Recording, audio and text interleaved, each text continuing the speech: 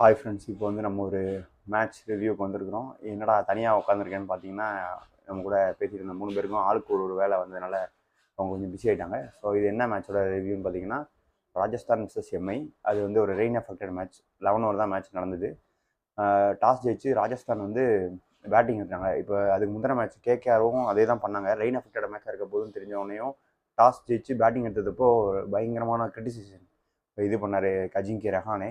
But இது வந்து ஒரு டேட்டா ட்ரிவன் இதாக இருந்தது போல் ராஜஸ்தானுக்கு. அவங்க வந்து இதுக்கு முன்னாடி டாஸ் ஜெயிச்சப்போ கூட ஜிடியோட டாஸ் ஜெயிச்சப்போ கூட டேட்டா ட்ரிவனாக ஜிடி வந்துட்டு அகமதாபாத்தில் நல்லா ஃபர்ஸ்ட் பேட்டிங் ஆடுறாங்கன்னு சொல்லிட்டு அவங்க ஃபர்ஸ்ட் பேட்டிங் ஆடி சேஸ் பண்ண வச்சு ஒரு ஜெயிச்சாங்க. அதே மாதிரி இதுவுமே ஒரு டேட்டா ட்ரிவன் அப்படின்னு சொல்லிட்டு நான் பார்த்தேன். அதாவது ராஜஸ்தான் வந்து ஒரு டேட்டா நிறைய கலெக்ட் பண்ணி அது பேஸ்டாகவே வந்து விளையாடிட்டு இருக்காங்க இந்த ஐபிஎல் ஃபுல்லாக. அது அவங்களுக்கு இது வரைக்கும் சக்ஸஸ்ஃபுல்லாக இருந்திருக்கு. இந்த மேட்ச்சும் அப்படி தான். ஸோ அவங்க வந்து பேட்டிங் எடுத்தாங்க. பேட்டிங் எடுத்ததும் இல்லாமல் அவங்களோட ஓப்பனர்ஸ் வழக்கம் போல் பிளாஸ்ட் பண்ணிட்டாங்க. பார்த்தீங்கன்னா சூரியவன்ஷி அவர் வந்து ஒரே கியரில் தான் ஆடுறாரு. 15 பால் பிடிச்சா 40 ரன் கிட்ட அடிச்சிடுவேன் அந்த கியரில் தான் ஆடுறாரு. ஸோ அவர் வந்து ஒரு 270 ஸ்ட்ரைக் ரேட்டில் எனக்கு 14 பால் 39 அந்த ரேஞ்சில் அவுட் ஆகிட்டார். பட் இன்னொரு ஓப்பனர் பற்றி நம்ம சொல்லி ஆகணும். அவர் வந்து இதுக்கு முன்னாடி 2 மேட்ச் பார்த்தீங்கன்னா சூரியவன்ஷி ஆடுறாரு, நம்ம கொஞ்சம் மெச்சூரிட்டி காட்டி ஆடுவோம்னு சொல்லி கொஞ்சம் அவருக்கு ரொட்டேட் பண்ணி விடுறது, பேட் பால்ஸ் வந்து அடிக்கிறது, மற்றபடி குட் பால்ஸ் வந்து அவருக்கு ரொட்டேட் பண்ணி விடுறோம். நம்ம மெரிட் ஆஃப் த பால் காட்டிட்டு இருந்தார் ஜெய்ஸ்வால். பட் ஆனால் இந்த மேட்ச் அப்படி கிடையாது.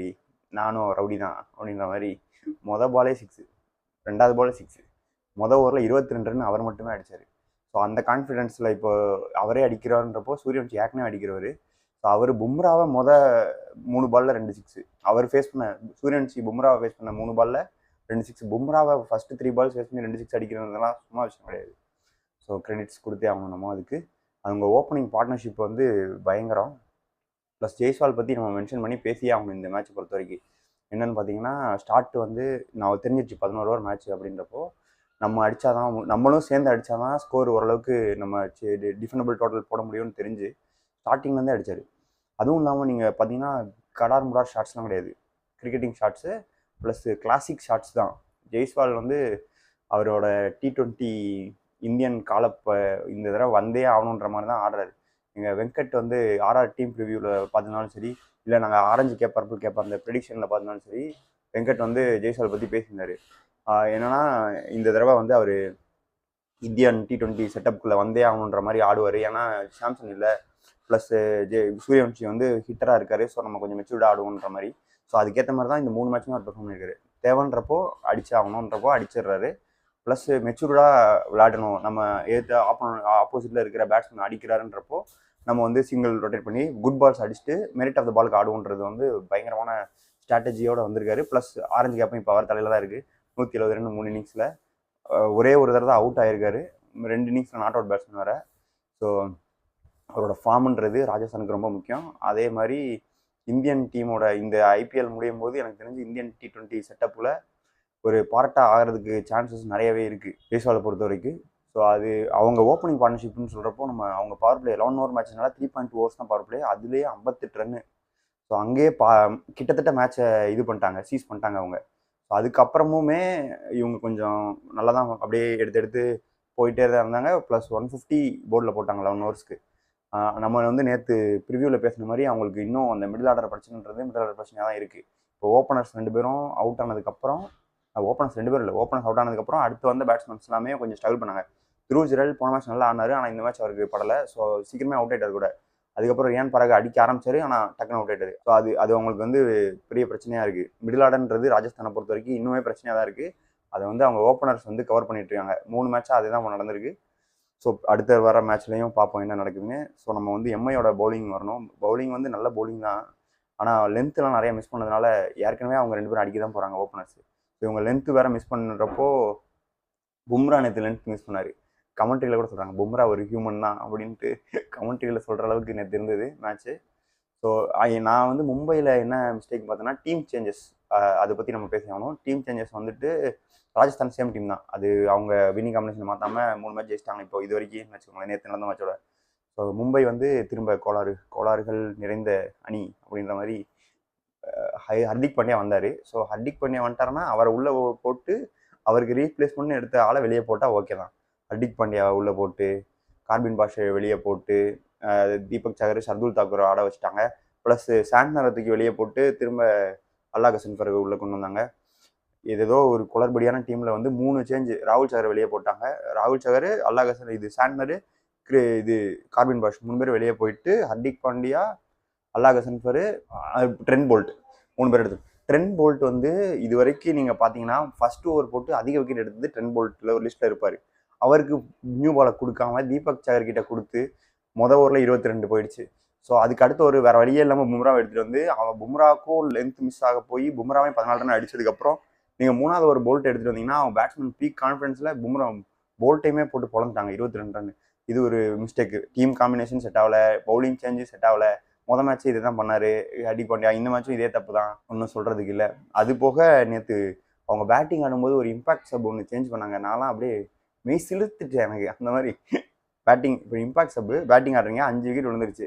நீங்கள் வந்து இம்பாக்ட் சப்பாக ஒருத்தரை கொண்டு வரீங்க அப்படின்னா விக்கெட் போனாலோ இல்லை பவுலரு பேட்டிங்கே ஆடாத பவுலரை மாற்றினா பரவாயில்ல, அல்லாஹ் கசன்ஃபரை மாற்றிட்டு ரூதர்ஃபோர்ட் எடுத்துருந்தாங்க. எனக்கு தெரிஞ்சு அந்த சேஞ்சு கொஞ்சம் இது பண்ணியிருந்தா இன்னும் கூட க்ளோஸ் ஆகி போயிருக்கும் மேட்ச். 27 ரன்னில் தோத்தது ஒரு 10 ரன் இன்னும் கொஞ்சம் த்ரில்லராக மாறி இருக்கலாம் வாய்ப்பு இருக்குது. ஏன்னா அல்லாஹ் கசன்ஃபர் உங்களுக்கு பேட்டிங் கொடுப்பாரு, பவுண்டரிஸ் ஹிட் பண்ணுற பவுலர், அது மாதிரி சொல்லிக்கலாம் வச்சுக்கோங்களேன். ஏன்னா அவர் வந்து அங்கே இங்கிலாந்துலாம் போய் அடி வெட்டி அடிக்கிறாருன்ற மாதிரி தான் பேசிட்டு இருந்தாங்க.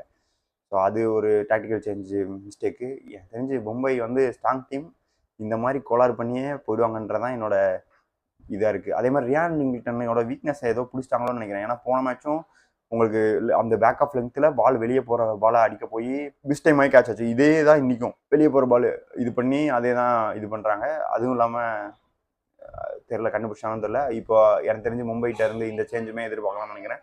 ஏன்னா 2 ஃபெயிலியர் ஆயிடுச்சு. ரிக்கில்டன் தூக்கிட்டு குவிண்டன் டிகாக்க கொண்டு வருவோன்ற மாதிரி கூட பண்ணுவாங்கன்னு நினைக்கிறேன், தெரியல. ப்ளஸ் இந்த மேட்சை பொறுத்த வரைக்கும் பார்த்தோம்னா பேட்டிங் வந்து மும்பை கொஞ்சம் ஃபீல்டரை பார்த்து கேட்ச் கொடுத்த மாதிரி இருந்தது. சுற்றி அடிக்கிறாங்க கேட்ச்சு அவங்க. ஆனால் வேறு வழியில் 150 சேஸ் பண்ணும்போது அடிச்சே ஆகணும் அவங்க. அந்த மாதிரி போய் அவங்கள நிறைய மிஸ்டேக் ஆகி கேட்ச். இப்போ ஹர்திக் பாண்டியாவும் நல்ல ஷாட் தான், ஆனால் கையில் போய் விழுந்துச்சு. அது மாதிரி தான். ஸோ அவங்களுக்கு வந்து கொஞ்சம் லக்கும் இந்த மேட்ச்சில் ஃபேவர் பண்ணல. ப்ளஸ் வந்து சந்தீப் சர்மா வந்து இது பயங்கரமான பவுலிங். அது 3 ஓவருக்கு ஒரு 20 சம்திங் ஆர்டர்லேயே நிறுத்திட்டாரு. அவரோட பவுலிங் தான் டேர்னிங் பாயிண்ட் கூட சொல்லலாம் ராஜஸ்தானுக்கு பவுலிங் இன்னிங்ஸில். ஏன்னா அவர் வந்து இது வரைக்கும் ரோஹித் சர்மாவை 6 தடவை விக்கெட் எடுத்திருக்காரு 13 இன்னிங்ஸில். இது நேற்று விக்கெட் எடுத்ததோட சேர்த்து. ஆனால் அது அவருக்கு எதிராக ரோஹித் சர்மாவோட ஸ்ட்ரைக் ரேட் 100 கூட இல்லை. இதை நம்ம வந்து இந்த மேட்சை பற்றி நம்ம ப்ரிவியூவில் பேசல, ஆனால் இதுதான் பெரிய மேட்சப்பாக இருந்திருக்கு நேற்று மேட்ச்சில். ரோஹித் சர்மாவுக்கு வந்தோடனே கரெக்டாக சந்தீப் சர்மாவை எடுத்துகிட்டு வந்து அந்த மேட்சுக்கு ஈக்குவலாக இது பண்ணி விக்கெட்டே எடுத்துட்டாங்க. ஸோ அவங்க பவுலிங்கும் பார்த்தீங்கன்னா ராஜஸ்தான் பவுலிங் நம்ம சொன்ன மாதிரி தான், எல்லா வெரைட்டியும் இருக்குது. அதுவும் இல்லாமல் பயங்கர ஸ்ட்ராங்காக லெங்த் அண்ட் லைன் கரெக்டாக மெயின்டைன் பண்ணி வர போடுறாங்க. ஜோஃப்ரா ஆர்ச்சர் நல்லா போடுறாரு, ஆண்ட்ரே பெர்கர் நல்லா போடுறாரு, சந்தீப் சர்மா நல்லா போடுறாரு, துஷார் தேஷ்பாண்டே இந்த மேட்ச்சில் கொஞ்சம் ரன்ஸ் லீக், இந்த மேட்ச்சில் போன மேட்ச்சில் ரன்ஸ் லீக் பண்ணாலும் தேவையான நேரத்தில் கரெக்டாக டெலிவர் பண்ணிடுறாரு. போன மேட்ச் பார்த்தீங்கன்னா அந்த கடைசி ஒரு யாக்கர் ஸ்பீல் பண்ணதாகட்டும், இந்த மேட்ச் பார்த்தீங்கன்னா அந்த விக்கெட் டேக்கிங் பால்ஸ் போட்டு ரூதர்ஃபோர்ட விக்கெட் எடுத்ததாகட்டும். ஸோ அவங்களோட பவுலிங்ன்றப்போ ஜடேஜா நேற்று பவுலிங் யூஸ் பண்ணவே இல்லை. அப்படி இல்லாமலே அவங்க வந்து டிஃபெண்ட் பண்ணிட்டாங்க. ஸோ அவங்களுக்கு வந்து பவுலிங்கும் ஸ்ட்ராங்காக இருக்குது, ஓப்பனிங் பேட்டிங்கும் ஸ்ட்ராங்காக இருக்குது. அவங்க மிடில் ஆர்டரை மட்டும் கொஞ்சம் ஃபிக்ஸ் பண்ணிட்டாங்கன்னா தடுக்கவே முடியாது அவங்கள. அந்த மாதிரி தான் இருக்காங்க. ஆனால் மும்பைக்கு வந்து பார்த்தீங்கன்னா ஏகப்பட்ட குளறுபடிகள் எல்லாத்தையும் அவங்க எதுவுமே பண்ணாமல் அவங்க மொதல் மேட்ச் ஆடின லைனப்பில் ஷர்துல் தாக்கூரே தீபக் சகரையை உட்கார வச்சுட்டு அதுக்கு போல ஹர்திக் பாண்டியா, போல்ட்டு, பும்ரா, தீபக் சகர் இல்லாட்டி ஷர்துல் தாக்கூர் 2 பேரும் ஒரு ஆள், ப்ளஸ் இது அல்லாஹ் கசன்ஃபருக்கு போல சாண்டர் வந்தாலும் ஓகே, இல்லை அவரே வந்தாலும் ஓகே தான். 2 பேரும் கிட்டத்தட்ட சேம் தான் வச்சுக்கோங்க. ஸோ அவர் ப்ளஸ் வந்துட்டு இன்னொரு பவுலரை போட்டு அவங்க அந்த ஃபார்மேட்டில் ஆடலாம். அவங்க தேவையில்லாமல் காம்பினேஷனை இது மாற்றுறேன் அதை மாற்றுறேன்னு ரொம்ப ஓவர் திங்க் பண்ணி மாற்றுறது வந்து அவங்களுக்கு பேக் ஃபர் ஆகிட்டே இருக்குது. ஸோ இதோட 2 மேட்ச் அவங்களுக்கு கடப்பார லைனை போஸ்ட்டு 2 மேட்ச் தோற்றுருக்காங்கன்றது கொஞ்சம் மன வருத்தம் தான். பார்ப்போம் அடுத்தடுத்து என்னென்ன பண்ணுறாங்கன்ட்டு. ஸோ இப்போ நம்ம கூட பாய்ஸ் ப்ரெடிக்ஷன் பண்ணியிருந்தாங்க. பக்தாவும் வெங்கட்டும் ஆர்ஆர் ப்ரெடிக்ட் பண்ணியிருந்தாங்க. அவங்களுக்கு வாழ்த்துக்கள். நானும் யோகியும் வந்து மும்பை வந்து காம்பினேஷனை சரி பண்ணிட்டு வருவாங்கன்னு பார்த்தா அவங்க இன்னும் கொஞ்சம் கொலரான காம்பினேஷனில் வந்து நம்மளை சொதப்பி விட்டு போயிட்டாங்க. ஸோ எனக்கும் யோகிக்கும் பாயிண்ட் இல்லை நேற்று. அதே மாதிரி வெங்கட்டோட ஆரஞ்சு கேப்பு இது ப்ரெடிக்ஷன் வந்து கரெக்டாக போயிட்டுருக்கு. ஏன்னா அவர் தான் இப்போ ஆரஞ்சு கேப்பே வச்சிருக்காரு. அதே மாதிரி பர்பிள் கேப்பு இப்போ வந்து ரவி பிஷ்னாய் கிட்ட இருக்குது. அவர் வந்து 7 விக்கெட் எடுத்து பர்பிள் கேப்பில் டாப்பில் இருக்கார். அதுக்கப்புறம் வந்து 5 விக்கெட் எடுத்தவங்க தான் இருக்காங்க எல்லாரும். ஸோ அது போக பார்ப்போம் எப்படி மாறுதுன்றது. ராஜஸ்தான் வந்து மும்பையை ஜெயிச்சிட்டாங்க, பயங்கரமாக ஜெயிச்சிட்டாங்க, அதான் சொல்லணும். ஸோ ஜெய்ஸ்வால் வந்து இன்னும் அவரோட ஃபார்மை கண்டினியூ பண்ணார். ஜெய்ஸ்வாலும் சூரியவன்ஷும் அவங்களோட ஃபார்மை கண்டினியூ பண்ணி அவங்க பவுலர்ஸ் இதே மாதிரி போட்டாங்கன்னா ப்ளஸ் மிடில் ஆர்டர் கொஞ்சம் ஃபிக்ஸ் ஆகணும் அவங்களுக்கு. அது நடந்ததுன்னா ராஜஸ்தானை தடுக்க முடியாது. மும்பை வந்து அவங்க காம்பினேஷன் செட் பண்ணணும். அது நடந்ததுன்னா மும்பையும் தடுக்க முடியாது. ஆனால் இப்போ மும்பை எல்லாம் தடுத்துட்டு இருக்காங்க. அந்த மாதிரி ஆடிட்டு இருக்காங்க. அதுவும் இல்லாமல் மும்பை வந்து உங்களுக்கு இது வரைக்கும் ஆடின மேட்ச்லாம் பார்த்தீங்கன்னா கொஞ்சம் பீக் ஃபார்மில் இருக்க டீமோட தான் ஆடிட்டு இருக்காங்க. டெல்லியோட ஆடுறாங்க, அப்புறம் ஆர்ஆரோட ஆடுறாங்க. அதுக்கு முன்னாடி பார்த்தீங்கன்னா ஃபர்ஸ்ட் மேட்ச் யாரோட ஆடினாங்க, யாரோட ஆடி ஜெயிச்சாங்க, அது விட்டுருங்க. அடுத்து ஆர்சிபி கூட ஆட போகிறாங்க. ஸோ அவங்க கொஞ்சம் இந்த ஷெடியூல் வந்து அவங்களுக்கு சாதகமாக வேற இல்லை. ஸோ அவங்க அதுக்குள்ளே காம்பினேஷன் செட் பண்ணுறதும் டைம் வந்து பண்ணாங்கன்னா அவங்களுக்கு நல்லாயிருக்கும். பார்க்கலாம் அடுத்தடுத்த மேட்ச்சில் என்ன நடக்குதுன்றதை பார்ப்போம். ஸோ இன்னொரு மேட்ச் ரிவ்யூவில் உங்களை சந்திக்கிறேன். அதுவரை உங்களிடம் விடைபெறுவது உங்கள் ஹாரி வித்தவுட் த டீம். அடுத்தடுத்த வீடியோவில் வந்துடுவாங்க நம்புவோம். ஸோ பார்ப்போம். ஊர் சுத்தி பயவுல நினைச்சியா? நாங்கெல்லாம் வயிறு நிறைய சாப்பிடணும், வஞ்சனம் இல்லாம உழைக்கணும். ஆஹா, அருமையான பாலிசி. Keep it